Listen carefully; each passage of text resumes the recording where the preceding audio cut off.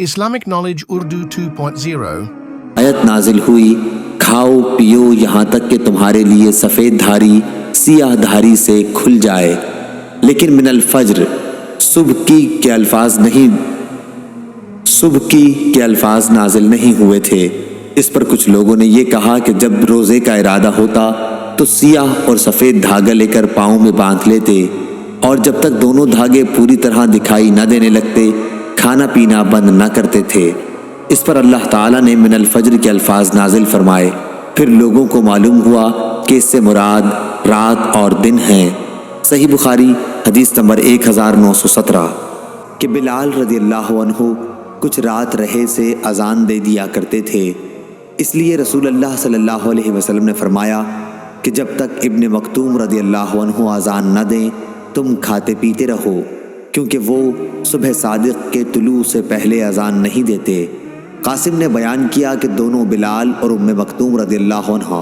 کی اذان کے درمیان صرف اتنا فاصلہ ہوتا تھا کہ ایک چڑھے تو دوسرے اترتے۔ صحیح بخاری حدیث نمبر 1918 1919 کہ میں سحری اپنے گھر کھاتا پھر جلدی کرتا تاکہ نماز نبی کریم صلی اللہ علیہ وسلم کے ساتھ مل جائے۔ صحیح بخاری حدیث نمبر 1920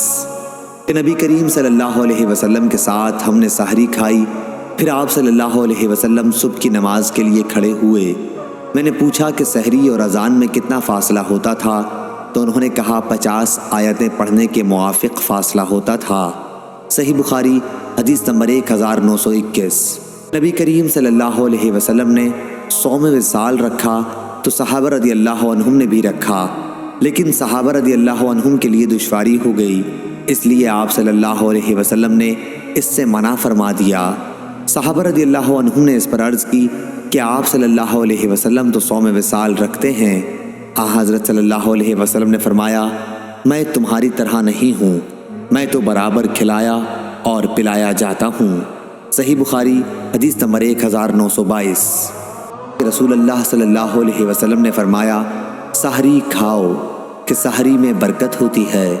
صحیح بخاری حدیث نمبر 1923 کہ نبی کریم صلی اللہ علیہ وسلم نے عاشورہ کے دن ایک شخص کو یہ اعلان کرنے کے لیے بھیجا کہ جس نے کھانا کھا لیا ہے وہ اب دن ڈوبنے تک روزے کی حالت میں پورا کرے،